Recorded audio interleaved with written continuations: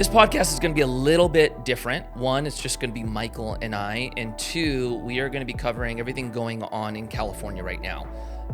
Palisades, Los Angeles, Altadena, last night, Hollywood Hills. We're seeing, maybe the worst fires we've ever seen here, right? Oh, yeah. It's really bad. But before we start, there's a couple things I want to say.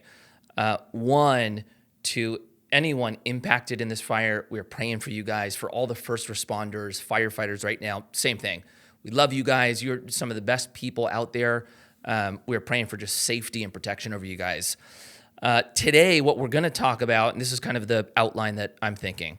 One, as far as management and preventative measures for the next fire that we go into, where are areas that we think the ball were dropped. I want to talk about water and regulation and how that impacts everything. And then also third, we're seeing a lot of issues with insurance, right? You're seeing insurance companies pull out of the state.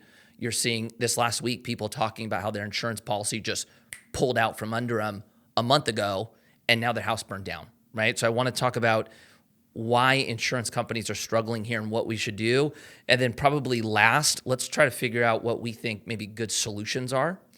And then the last thing I want to say is there's going to be people out there that hear this that are probably not going to agree with us at times.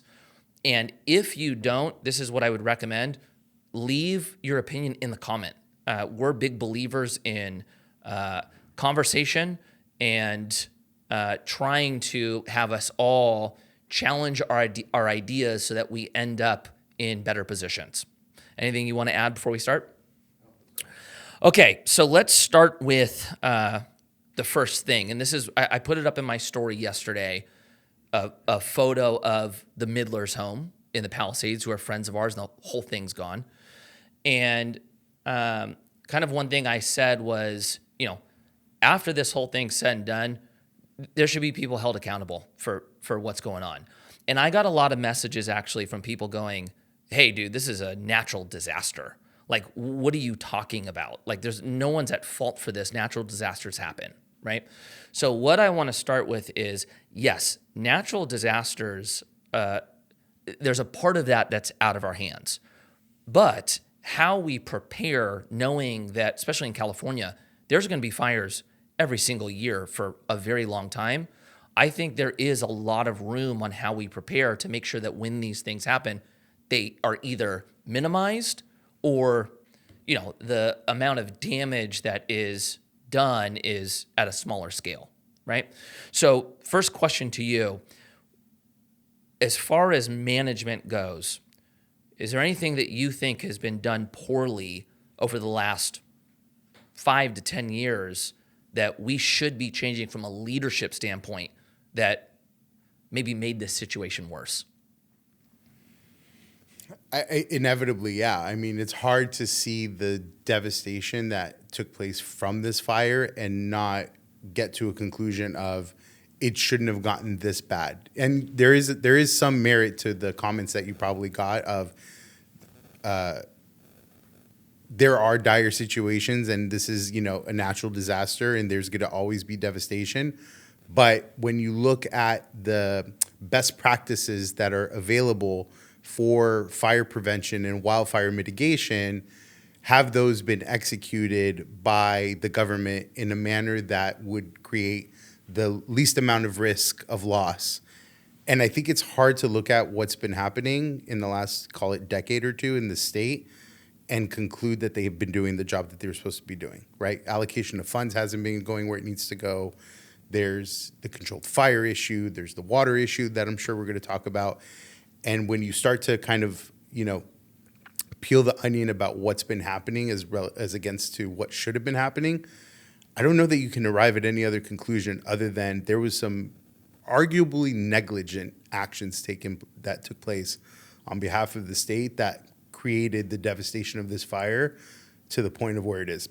And I mean, I know we both know multiple people that are impacted by this. I mean, my mother-in-law, my wife's uncles, the Midlers, we have a number of investors that have either lost their homes, they're displaced, and I think it's hard to see what's happened and not conclude that not everybody should have been in this position, and it sucks, man. It's real shitty.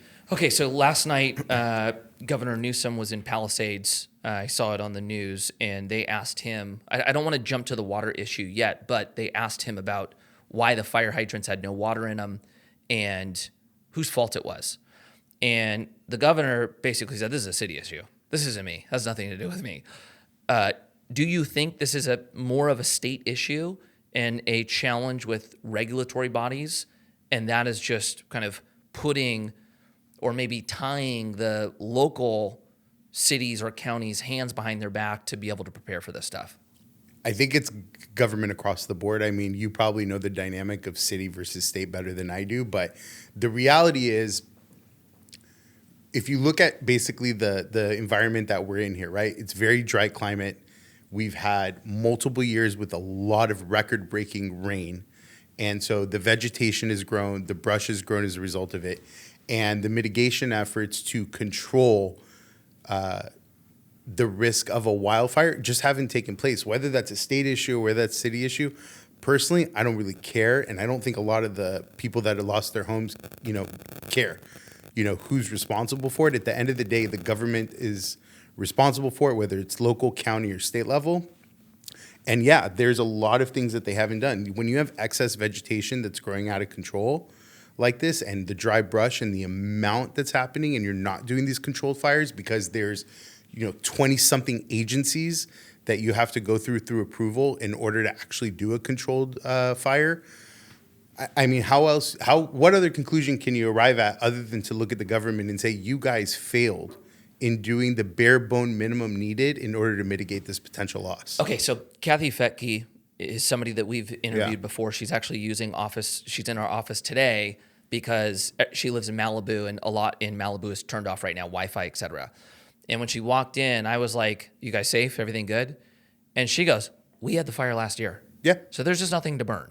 So yes, it makes sense that if you are doing controlled fires in maybe high risk areas, that's a good preventative measure. You just touched on the regulatory bodies that's making it challenging. How many bodies are we talking about? What are all the hoops that the firefighters have to get through to be allowed to do this? So they're supposed to burn about 500,000 acres a year. That's like the best practice mandate.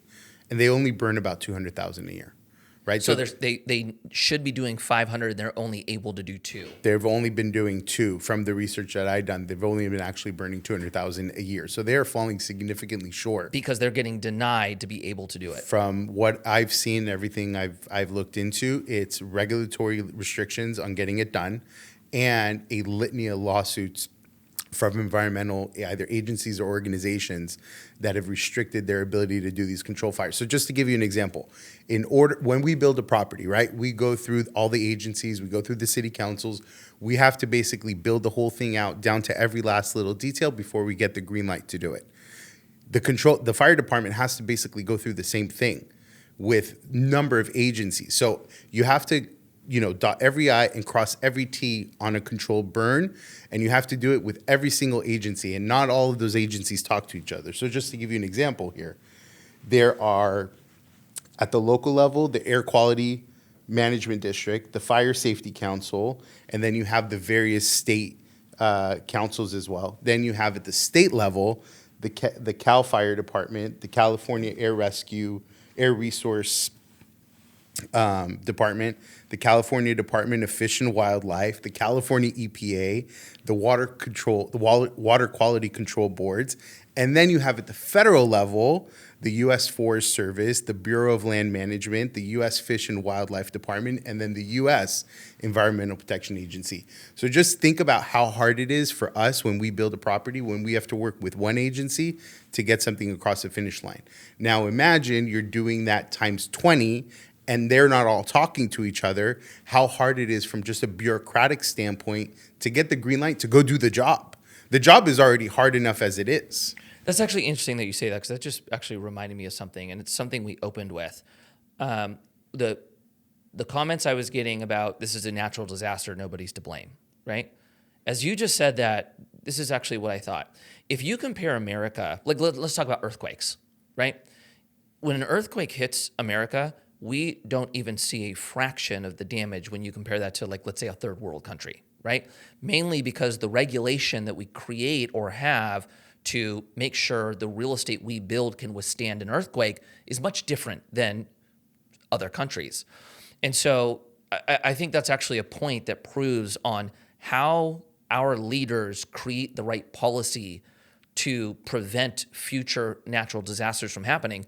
There's a lot of variance there, right? So I actually think it's very fair to criticize either policies that were made or decisions that were made that made this situation worse. And as you just talked about real estate, that's just the first thing I thought of is on the earthquake side. Yeah, I don't think there's an argument to be made here, because I don't agree with it that there shouldn't be any regulation. There should absolutely be regulation. I don't, and I know that both of us feel that there should be a baseline. The question is, have they exceeded the amount necessary where there's a fine balance between getting the job done and ensuring that it's done in a way that is responsible? Right. Yeah, really good point. Something that I want to ask you, and when I was researching the last 10 years, I found this one. When Governor Newsom got into office, Governor Newsom got in 19, correct? He was lieutenant governor prior to 14. Is that correct? Okay. Either way. He was lieutenant governor for a while, though. Right. So Governor Newsom pulled back about $150 million from CAL FIRE in 2020. Now, since then, he has increased back the budget. So if you look at 2024, the budget is back. But he pulled it back significantly in 2020. My question is, do you think we're feeling ramifications today from the decision made 4 years ago, knowing that when you either pull from a budget or add to a budget, the effects are drawn out, right? So like, let's say in theory, if you pull 150 million bucks from CAL FIRE's budget, you might see staff and capacity significantly go down. And when are we going to feel that? Maybe the following year, 4 years out. And then same goes for reinstating a budget, right? Like if you just now throw $150 million for your 2024, 2025 budget, it takes time to go and rebuild. So do you think that's a factor in what we're experiencing today? Yeah, it has to be a factor. I mean, there's no doubt about it. The question for me doesn't necessarily come down to pulling a single line item off the budget. It comes to budget mismanagement as a whole, right? So whenever you have, let's just treat California like a business, because that's the reality of what it is, right? It's a state level business, and it has income that comes in from various taxes, state income tax, sales tax, county level taxes, et cetera, et cetera. There's a number of line items that come into the revenue for the state. And then the state has a number of budgetary level expense items. Right. Where is that budget? And is there money being spent on things that don't need to be spent? Where's the priority of those things, and how is it being executed? And so the $150 million pullback from CAL FIRE, obviously, hindsight 2020, mistake. Yeah, and to be more specific, he reduced CAL FIRE's wildlife prevention budget. So it's specifically towards the prevention of fires by $150 million in 2020. And that's the whole thing, right? It's like, and we're going to talk about water, I know, soon, but there's that budget. It's a perfect segue to water, because I want to move into water. But there's also, like, at the city level, right? Like the mayor of LA, she also cut the budget to the local fire department too. So you had a state level cut, you had a city level cut, and again, it comes down to a question as to whether or not, and I think it's hard to argue that there isn't a significant mismanagement of our budget. I mean, this state has arguably, I think, the second, if not the most, highest level taxes in the country. Where's all that revenue going? And these are questions that if people haven't been asking, they should be asking it now in a big way. Yeah, and that one, I think is, it's such a bad look, if nothing else, for the mayor of LA to pull, I think it was $17.5 million they pulled from city fire. And then I was seeing that the chief was telling her that this amount of money is going to ruin our capacity and our ability to prevent wildfires. And then here we are shortly after in a just devastating scenario. Yeah, I mean, even at the city and the state level too, like one of the things that they're responsible for is not just the control fires, but there's also another best practice called like thinning the forest. Right. Right? We've only thinned 2% in the last 24 years. Wow. So there's a number of things that could have been done in this scenario to have mitigated this kind of catastrophic loss that just haven't been done. And immediately, I think everybody's gut reaction is and should be, who is to blame for this and why did this happen? And those are real questions that should be asked. Yeah, I don't know that one. I haven't looked back in it that long. It feels like the fires are getting worse today than when I was younger. Like I definitely remember the fire season. You know, I remember very clearly, even when we started the brewery, the fires got really close to my house in 2012, and we were evacuated. So there is an element of this that has kind of just, we've gotten used to. But I think the challenge that a lot of, at least for me, I'll speak for myself, the challenge I have is like, how have we not figured out how to mitigate this yet? Like, you know, maybe this is a good segue into the water, right? Did you see the clip of Caruso calling in and telling I can't remember what station it was, but Caruso calls into a news station and he was like, guys, I'm looking at the firefighters in the Palisades. The fire hydrants have no water in them. Yeah, they don't. They have no water. Yeah. Right? Like, how are we supposed... This should never happen here. And then he hangs up and the host goes, just so everybody knows, we've got no reports of there not being water in the hydrants, right? And then they click to their person on the ground and the person on the ground goes, hey, so we're hearing from firefighters that there's no water in the hydrants. It was the craziest back and forth. I have a buddy. Right? I have a buddy who lost his house. His name is Jeff, and he yesterday at 12 o'clock, his house was still up, and he called the fire department saying, "Hey, I'm seeing that it's getting closer," and their response to him was, "We don't have water." Yeah. And sure enough, 4 hours later, his house was gone. Yeah. So basically, this, and then now to kind of go off of the clip from Governor Newsom last night, they asked him about the water and why the water wasn't in the reservoirs and how this mismanagement happened. This, to me, is a mismanagement. This one, I think leadership is entirely to blame for. And he was like, look, this is a local issue. Like, I don't know. But when we're looking at the water management at the state level, this is something that was really in effect when I ran for city council because we were in the drought. And what we were seeing is a lot of cities that were didn't have their own water, or they were maybe dependent on Los Angeles Metro or something like that. They were having to ration water use, and they were hitting residents with big fines for using their water. So that was a big pain point, right? And so that was something that most of the people running for city council were running on. Like, we have to do a better job managing the water, because it's not that we don't have enough of it from rainfall. We don't store any of it. And then, even these points, because from running, the wildest one that I figured out when running was that we only save 10% of our rainfall. 90% goes straight to the ocean. That's crazy. So it kind of shows that we don't have a water issue, we have a water management issue. Right? I mean, what else do you expect when we haven't built a dam or a reservoir in the last 70 years in this state? And who knows what's been happening with the maintenance with the existing reservoir system that we have. And you're right, this is a 100% one where you can connect the dots and point it back directly, to the government. Go ahead. Okay, so here's my question to you. Why? And I understand you're going to have to get into like the minds of some of these people, but if we have had a growing population, we know that there's going to be droughts in our future. Fires are very clearly an issue. Why have we not invested in the increase of water storage? That seems like such an obvious one to me. Okay. I'm going to try to say this without showing my emotion on this one. But I take real issue with I didn't hear Newsom say that it's not a state issue, it's a local issue. First of all, there's two problems with that. Number one, it's not true. Number two, you're copping out on your responsibility with that. I mean, that's bullshit. Like, let's just call it spade a spade. It's like a boss or a CEO of a company saying to his shareholders, oh, you know what? I'm not really responsible for what's happening at the company because that's my marketing department. At the end of the day, you're the quarterback. The buck stops with you as being the governor of the state. So one, you cannot, deflect responsibility in this. If anything, he should have been a true leader and owned up to it. Okay, so I will tell you, that's one of actually my biggest frustrations about Governor Newsom is that He's playing politician. Yes, and maybe that's just that politicians have to be. But at the end of the day, like, you are the head of this state, right? And if we're talking about leadership, how often do you or myself have to take responsibility for something that actually wasn't from us? But as leadership, that's your role, right? So sometimes it's not sometimes. It is always frustrating for me to hear that.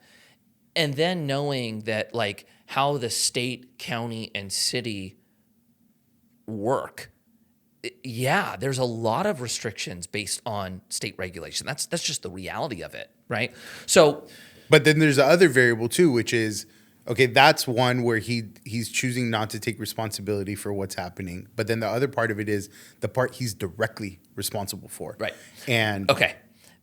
This is going to be, I want to move into water on this one, because this, to me, this is water. okay, he is definitely responsible for this one, right? Yeah, this is Prop 1 that got voted on in 2014. Okay, so Prop 1, for anybody who doesn't know. Prop 1 in 2014 basically funded something to the tune of $7.5 billion for the recharge of reservoir, dams, aqueducts in order to create a buildup of water that we're getting from all the rainfall. Okay, so Prop 1 was voted by the people, so this has support from the people, right? Voted by the This people. is an issue that people are going, we need this. What's going on with it? The money hasn't been spent. Not only has the money been spent, but he's actually reallocated, from what I found, some of that money to various environmental efforts, as opposed to utilizing that capital for the build out of the reservoirs and aqueducts. Okay, so now, as I was looking into this, one of the biggest challenges that it looks like we have with reservoir projects, again, is regulation, but I found environmental reviews and legal challenges delaying the construction of needed reservoirs to, help us plan. And the example they gave was the Site Reservoir Project, which proposed to increase water storage. It's faced 2 decades of planning and regulatory challenges, and there's no completion on it. So 20 years of trying to get something up that's been challenged by these regulatory bodies. So very clearly, too much regulation. Yeah, and also, just from a ethical standpoint as a voter, I am pissed that if I voted for something, what is this now, 10, 11 years ago, and it's been funded for $7.5 billion, why hasn't that money gone to where it's needed supposed to? And secondly, why has some of that money been reallocated to something that I didn't actually vote for as a voter? So I voted for this, and the people voted for this, and it's not being done. Why? Why? I mean, that at the end of the day, did you see Karen Bass getting questioned at the airport the other day? I mean, terrible. It's like, why? And you almost, they don't have an answer. And I understand why they don't have an answer. Okay, so one of the answers you're going to get is about the Delta Smelt fish, right? And this is one that we kind of have a personal experience with, because we're at Lake Nosman all the time. We have a little townhouse, and they drain that lake every year, in case a certain salmon wants to swim upstream, right? So on this one, you have basically environmental regulations to protect the Delta Smelt in Sacramento and San Joaquin that basically restricts water pumping to maintain your water flow. So they're, directing water to put a priority on an endangered fish versus letting the water flow down so that we have more water available here, which then impacts what? Our farmers, urban land, preventative, monumental for us. And then you talk about droughts, there's just more water available by and large. So in that one, you're going to get probably people that are very pro-environmental that are going to say, it's an endangered species. We're building on the natural habitat. Yeah, we should prioritize that. That's different than my opinion. What's your opinion on that? I could care less. I mean, I hate to say it in such a absolute way, but you cannot take one perspective and view things only through one lens, right? Go tell all the people now that lost their homes that they lost their homes to save some fish. right? It's just asinine in so many ways. There should have been a way, and this is, again, this goes to our leadership, to take a look at what these environmental groups are saying and say, okay, we need to be mindful of what it is that they're asking us for, and we got to figure out a way, how do we recharge and build out aqueducts and dams in a way that's mindful of what it is these guys are talking about and doesn't take a fish that's scarce from or at risk of extinction and be able to accommodate both. That's what leadership is.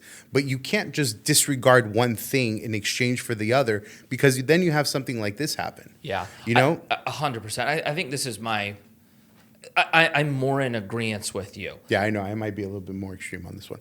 No, it's not that. This is the thing. Anything we do, there's pros and cons to, right? So you're typically trying to find the right balance for anything, right? I don't want to say this by saying there's not an importance to make sure we're managing our earth well, right? There is 100%. But I do believe that there's a priority over human life and animals. I think human life take the top priority. And I don't like when policy is created that puts fish above people, right? So that one, yes, that one's on leadership to me. Now, you can make the argument that that's just a different opinion, and the leadership that was voted in thinks that's a higher priority. And so I think that one's on the people, right? If the people vote for initiatives like that, well, I might be the minority in that perspective. So are you saying that the $7.5 billion that was allocated towards building out these aqueducts and dams that hasn't been deployed has been by and large because of this environmental issue with the fish? Well, no, there's a handful of factors, but one of the big factors is that the water basically gets rerouted to protect a fish instead of coming all the way to us, right?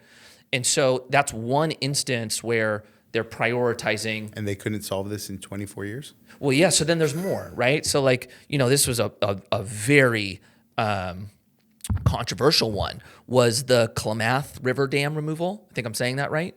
Right? So this was like the largest dam that was removed, I think, last year. And this one was to restore the fish population, but it was tied to a tribe that historically part of their tradition was fishing for this fish in this river, right? This dam's been here since 1912. And so the whole marketing piece around the removal of the dam was our leadership and the tribes and the celebration that this is now back to its original standard or tradition, right? We just let go of a massive reservoir when we need more reservoirs. So I think it's a combo. You've got maybe more of a priority on protecting, certain endangered fish, putting maybe an historic tribe as priority over, the total state. And then you have the regulatory bodies, which I think is a big one. Like, it should not take 20 years of a project getting held up in legal issues and environmental issues when this is such a big need for us, right? And so, this is kind of where I was originally going with it. We have some of the smartest minds in the world in California, right? We have some of the greatest companies ever created here. We have the skill set to solve this problem. This is not a problem that we can't solve. We are just not. Why do you think that is? Well, to me, it's all priority, right? Like, and I think this is the thing I don't understand about Governor Newsom, right? If I was him, my whole mission would be the best governor I could be.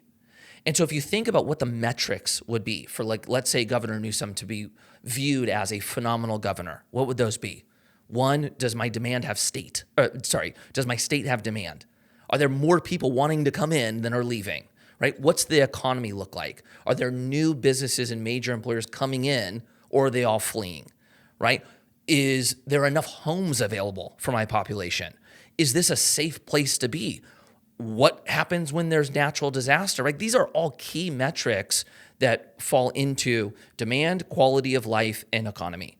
And now go down the list and rate him on all of those. But do you think people actually rate him on those when they go to vote? But to me, that should be irrelevant, right? I don't think you should be, and I understand politics, but I don't think you should be making decisions based on votes. I think you should be making decisions based on what's right. And so if you go through the metrics of what would actually make a good governor, which we just did, now rate them on those, right? You had consecutive years of net migration loss for the first time in California history, right? We had over 100 businesses, major employers leave the state, right? Tesla, Chevron, Oracle. You have crime. You have criminals running around with a confidence that I have never seen before, right? Everything in the Palisades has been getting looted, the leftover homes that are standing. Exactly. You've got 2.2 million homes short in our state. You've got fires burning out. Like, this is a fail if those are your key metrics. What I don't think those are his metrics. I think his metrics are completely different. And that's what I was going to get to. What is the incentive structure like for him, and what is it that he's attempting to accomplish? I think because being a good governor, like a good city councilman, is going to require making difficult decisions that at the moment some of your constituents are not going to like, but you have to make the sacrifice for the greater good long term. And this is, I think, is a problem with politicians as a whole, is they're incentivized to make decisions that further their career and not necessarily the decisions that are best for the constituents that they serve, even if those decisions in the short term may be the harder ones to make. Yeah, so then I would say his priority stack was probably president and party. I would say over anything. I think I think it's very apparent he wants to be president, and I think as a party line, he's always been in line with what the party wants, not what is best for the people. And that goes on both sides, right? That's not just. By the way, it also goes for the voters too. Yeah, that's right. Right, like people are voting just based on party as opposed to saying what are the issues that matter to me, and based on those issues, is this politician fulfilling what it is that I need to accomplish? The other thing is too, and this should be a major wake up call, I think, for all of us. So much of us are focused on the federal level elections. We were so focused on presidential elections. A lot less attention is put on local politics, and that is the politics that matter to us the most, that can actually shift and dictate the things that impact us on a day-to-day basis. And I think this is going to be a wake-up call to a lot of people to re-engage local politicians, to filter them out, to vet them out, and to hold them accountable. Solutions on the water side. Utilize the $7.5 billion that was allocated to build more aqueducts, to build more dams, recharge the water. When we had 3 years of record rain in the last 3 years that have hit California, and over 28 billion gallons of water have gone into the ocean, as opposed to filling these aqueducts and dams so that the firefighters could now have the ability to actually fight these fires. Build. That's the answer to this thing, is build in a big way, and build responsibly, build being mindful of the environmental issues, right? You don't want to go rogue and go crazy and, create a whole issue as a result of building it. But these people need to start working together, as opposed to just being singly focused and minded solely on what their ambitions are, and understand that it's a negotiation. You're going to have to give a little to get a little. Yeah, so then create incentives to build the same way they do real estate, right? Like, it's not that they just kill all regulation. They just streamline the process to get it done faster, knowing it's a need. So you've got to put the same energy that the state is putting on housing, they need to be putting on the future development of water storage, knowing that population has grown, demand for water has grown, and our capacity has not. Yeah. Right? What's that big water thing that you ran on in the city council? What was it called? Well, the things that I was saying is, like, one, we're not doing a good job capturing rainwater, right? So rainwater recapture. And then the second one was desalination plants, or deep sea desalination plants. Talk about that one. Right. So basically, this is really big. So desalination ultimately is you pull water from the ocean and you pull all the salt out and you basically make it so it's drinkable water, right? And then there's some pushback on desal plants because of I'm blanking on there's something about it that some of the environmental concerns impact. So then they started doing deep sea desalination. It's basically a more pure way to do it without the environmental impact. But when I ran for city council, that was actually a pain point locally. But what we could do locally was very, very limited, right? You're talking deep sea or even a desalination plant.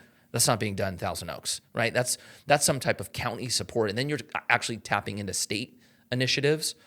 But the whole thing that I was saying was, it's not a water issue. The water is here.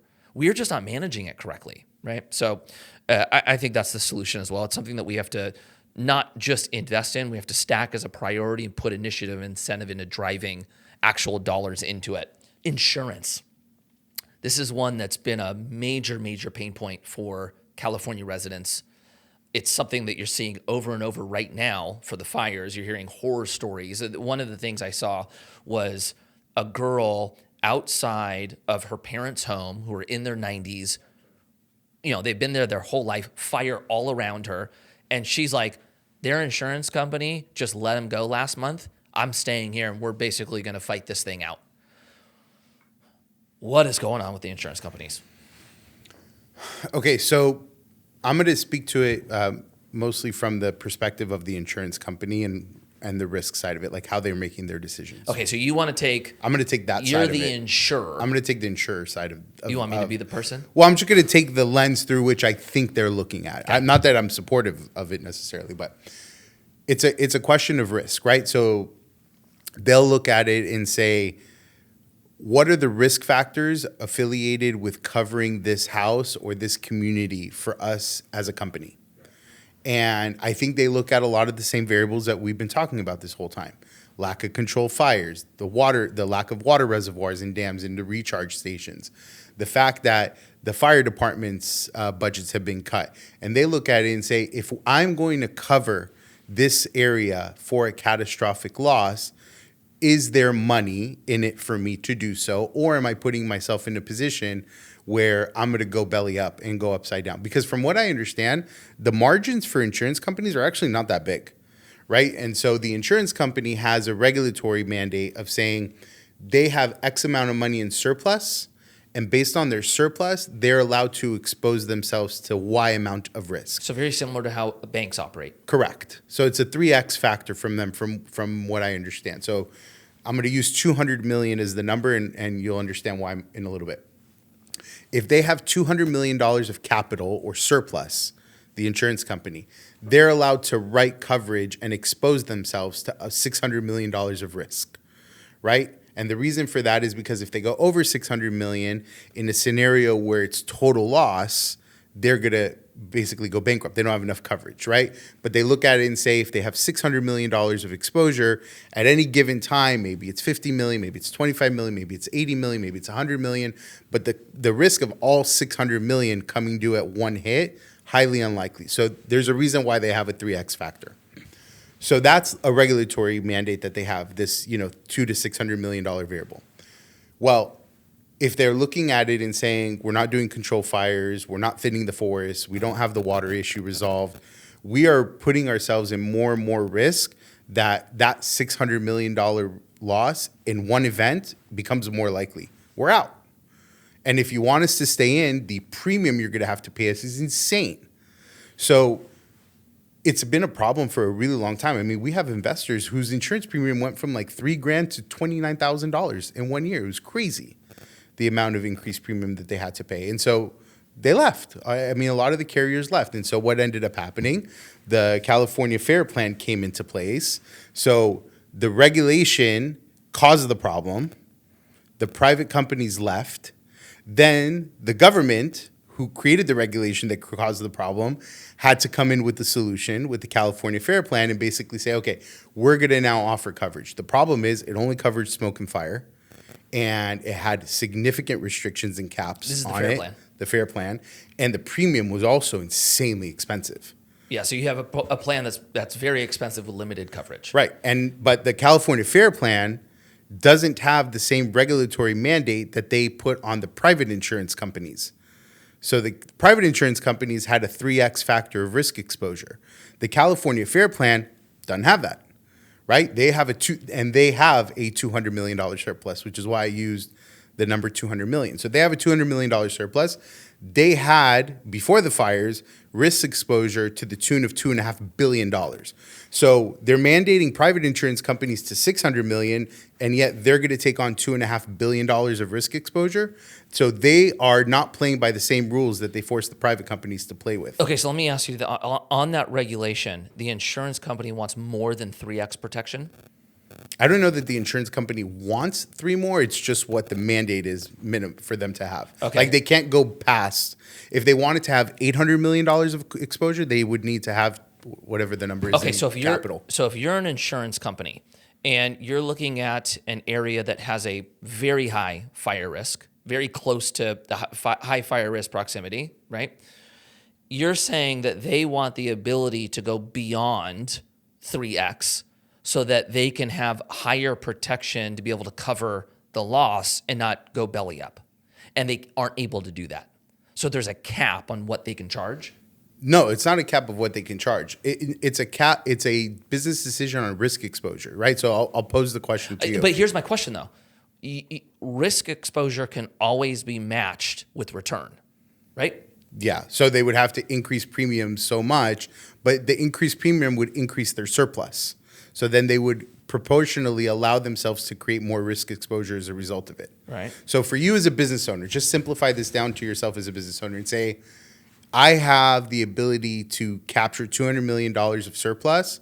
And with that $200 million, how much risk exposure am I willing to write in insurance coverage? Is it $200 million? Is it dollar for dollar? Maybe. Is it $400 million? Maybe. These insurance companies were operating at $600 million, whether that was their decision that they said this is where we feel comfortable, or whether it was a regulatory limitation that capped them at $600 million, I don't know.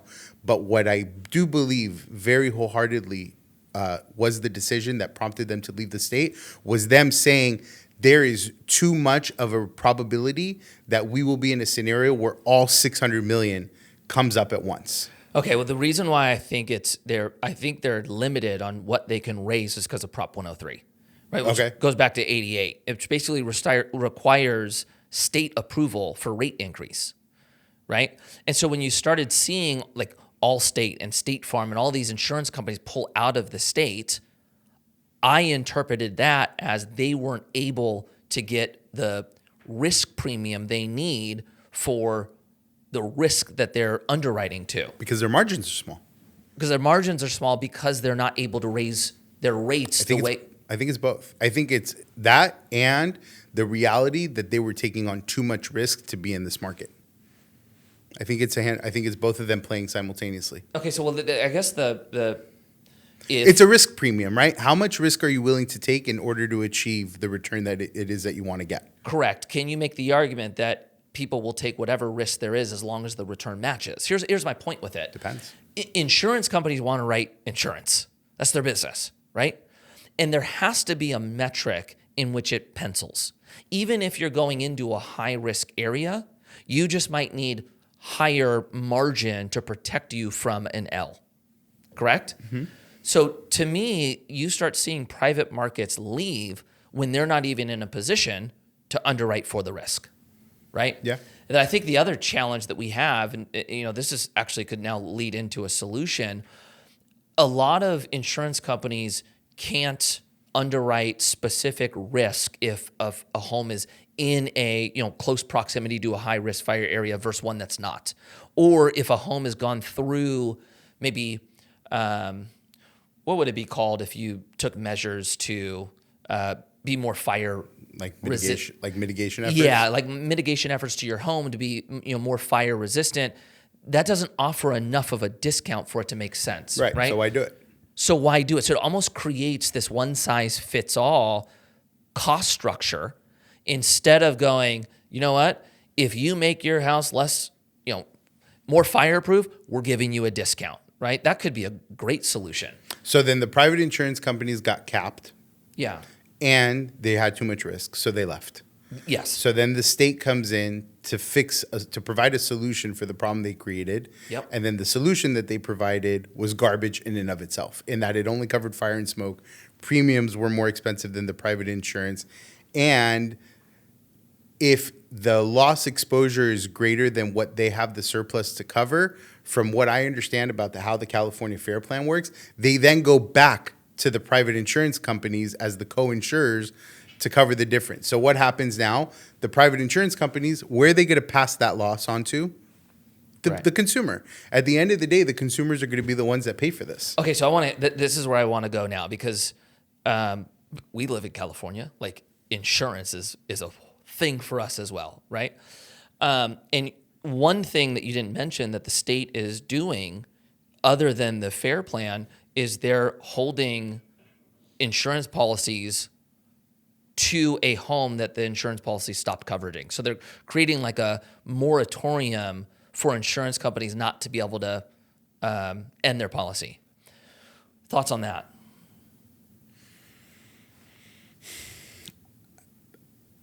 I think it's a stretch of government regulation to do that. You do? I don't think that's the solution to the problem. I think that's the Band-Aid on the problem that they created. Yeah, I think it's for me, like, I think it's maybe a short-term It may be help. a gap, but the question is, are they going to close the gap down the road? Yeah, to tell you the truth, like this might be one that I actually would be for some type of regulation on. I don't think I would go as far as saying your policy ended and then I'm going to force your company to insure it after the fact. I think I would try to give you can't end a policy in the middle of fire season. I think I would maybe I think some regulation around when policies end probably would be a good thing so that people aren't just left with no option. But then secondarily, this FAIR program it's trash. It is. You know, it's not built accordingly. It's not sustainable. And if you're going to force all private companies out because they can't be competitive, you better have a program so that people can get insured. Well, and the other thing is now, too, what's going to happen to housing prices, right? Like in the 94 earthquake, while the national market was in the upswing, the California market went into a decline to the tune of 10%. Housing market is about to soar, I think. You think so? It's going down? I think we're going to hit a temporary road bump. You do? Yeah, because if I just think about like property values in the Palisades, right? Palisades, very affluent area, right? Expensive homes. Right. If you have a $2 million replacement cost coverage, you are not rebuilding your home for $2 million. How are you going to come up with that money? Right? You're not even going to qualify for the construction loan because the construction loan is going to require fire insurance in order to do the loan, and you're not going to be able to qualify for the insurance, and you're not going to have enough cover. There's so many variables that are going to now come into place that are going to question, what are people going to do out there? Okay, well, I guess how I would and not just the Palisades, but like all these fires that are going on. This is how I would look at it. Did we just gain homes or lose homes? So now we are even more undersupplied. Yeah, I'm not touching the supply issue. I'm talking about the ability to rebuild issue. How are people going to afford being able to rebuild if the affordability is not there? As far as having a home burned down in your insurance claim, do you get appraised value for the home? It depends on the coverage it was written. It's either is it ACV? Is that the acronym for it, or replacement cost? Right. Typically replacement cost, but you set the replacement cost. Right? So when you put a homeowner's insurance policy together, you basically say, I want my replacement cost to be X based on how much you think it's going to cost to rebuild that house. I'm willing to bet dollars to donuts, people that created insurance policies for their house 20 years ago have never once looked at their replacement costs since they did it. And the cost to rebuild today is way higher than it was back then. Okay, so then maybe Altadena or Pasadena, some of those areas I think might be more at play. If we're talking about Palisades specifically, yes, there's a lot of older homes in Palisades. There's so many rebuilds, right? There's so many bought this house for $3 and did a full-blown renovation or ground up, and now it's worth $6. So this is a very affluent area. I'd almost bet that there's more rebuilds and significantly wealthy people in that area than old homes that just have been passed down.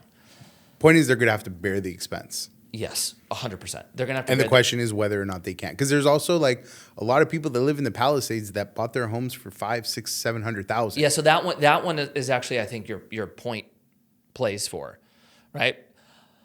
But I don't know that area. I think it's over time.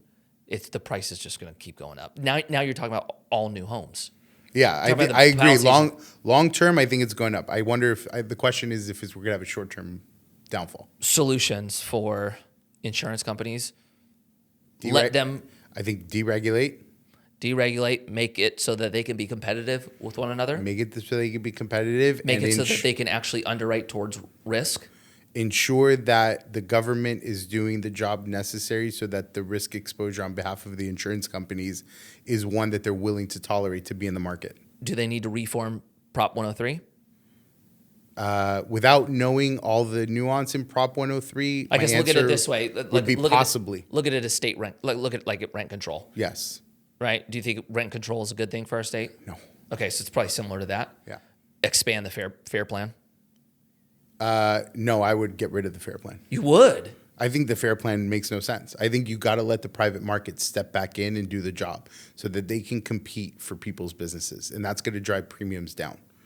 But I think that where the government does have to step in is ensuring that the control fires are taking place, the water is building up, and that the insurance companies are willing to do business in this market. They re-engage, and now they're competing for people's business, and that's going to drive prices down. Okay, that's going to take time. Yeah. So then maybe the solution would be make sure that until you actually have a competitive free market solution in our state, you have to have some type of program that supports the people's need while you have to rebuild the mess you created. Fair? If it works. If it works. I mean, let's see what happens with the California Fair Plan claims and how they get paid out. Let me ask you this. Knowing that, okay, this is kind of a big question. If nothing has changed on the regulatory body, if nothing's changed with water, if we are going to continue to have these fires every year, how does a private insurance company come in and underwrite this risk at a rate that people can actually afford? I don't know. It's a hard one to solve because you've taken the 2 points that they need to balance and you've put them against each other. There's no way to do it. Like, how do you take on the risk and make it affordable? And I don't know that you can have those two running simultaneously. You have to be able to create an environment. They have to be able to control the things that they're not currently in control of. If maybe the insurance companies can take on themselves to do the control fires, if they can start building the water reservoirs themselves and they can circumvent the government from doing it and actually do it in an efficient way to be able to do it faster, and they're not hit with all the regulatory restrictions, environmental issues, and they build the infrastructure that allows them to take on the risk, then you could see premiums going down. Okay. But they have a variable that they're not in control of. Right. So then if those things don't happen, what happens to the demographic of the California resident? I don't know. That's the good question. I don't have an answer for you on that one.